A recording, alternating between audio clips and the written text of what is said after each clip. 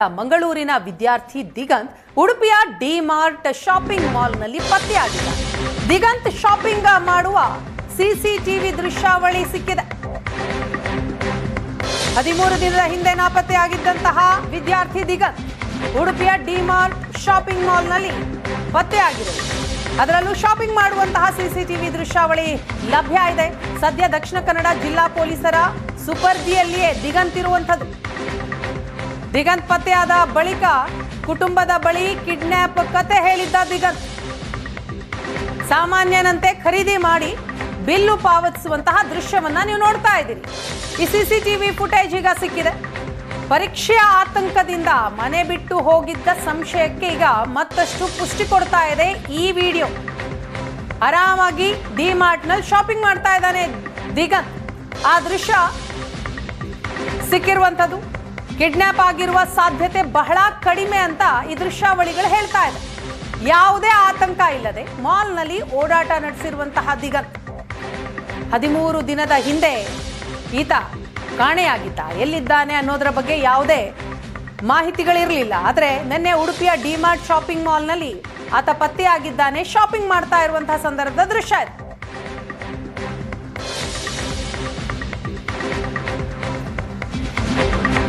ಡಿಮಾರ್ಟ್ ನಲ್ಲಿ ದಿಗಂತ್ ನಾಪತ್ತೆ ಪ್ರಕರಣದ ಬಗ್ಗೆ ವರಿಷ್ಠಾಧಿಕಾರಿ ಯತೀಶ್ ಸುದ್ದಿಗೋಷ್ಠಿಯನ್ನ ನಡೆಸಿದ್ದಾರೆ.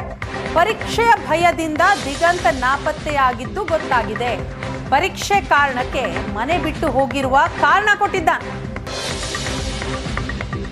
ಮಂಗಳೂರಿನಿಂದ ಶಿವಮೊಗ್ಗಕ್ಕೆ, ಅಲ್ಲಿಂದ ಮೈಸೂರಿಗೆ ಹೋಗಿದ್ದಾನೆ ದಿಗಂತ್.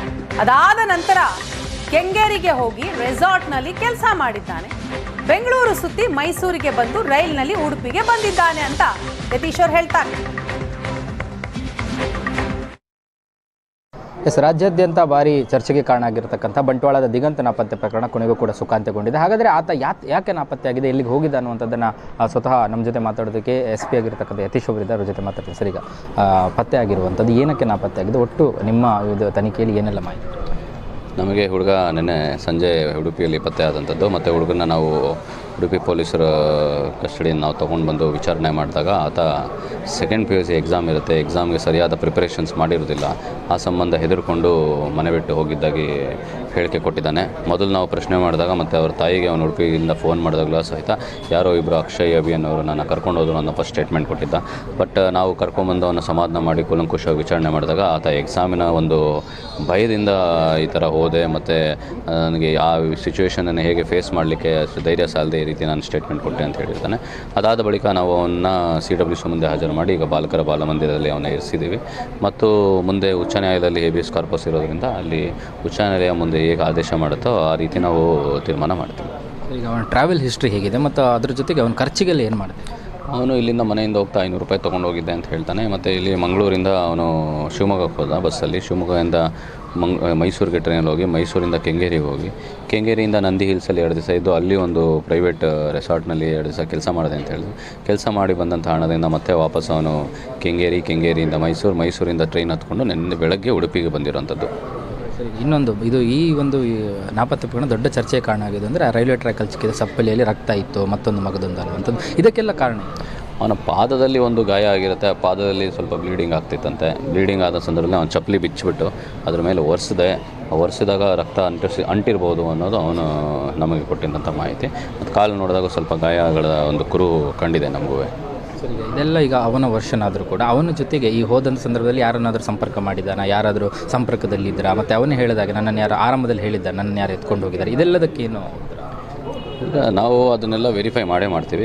ಮುಂದಿನ ದಿನಗಳಲ್ಲಿ ಆ ಸಂಬಂಧ ನಾವು ತನಿಖೆ ಮಾಡ್ತೀವಿ. ಅವನು ಹೋಗಿದ್ದಂಥ ಜಾಗಗಳನ್ನು ನಾವು ವಿಸಿಟ್ ಮಾಡಿ ಚೆಕ್ ಮಾಡಿ ಕ್ಯಾಮರಾಗಳಾಗಿ ಮತ್ತೊಂದಲ್ಲಿ ಯಾರಾದರೂ ಒಬ್ಬನೇ ಹುಡುಗ ಇದ್ದಾನೆ ಅನ್ನೋದ್ರ ಬಗ್ಗೆ ನಾವು ಮಾಹಿತಿ ತೆಗಿತೀವಿ.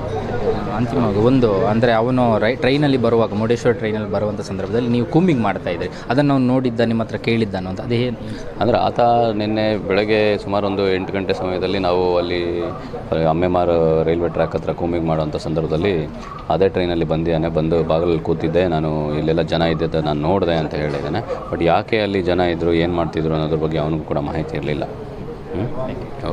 ಇದಿಷ್ಟು SP ಯತೀಶ್ ಅವರ ಮತ್ತು ಕ್ಯಾಮ್ರಾ ಪರ್ಸನ್ ಅಶೋಕ್ ಜೊತೆ ಭರತರಾಜ್, ಏಷ್ಯಾನೆಟ್ ಸುವರ್ಣ ನ್ಯೂಸ್, ಮಂಗಳೂರು.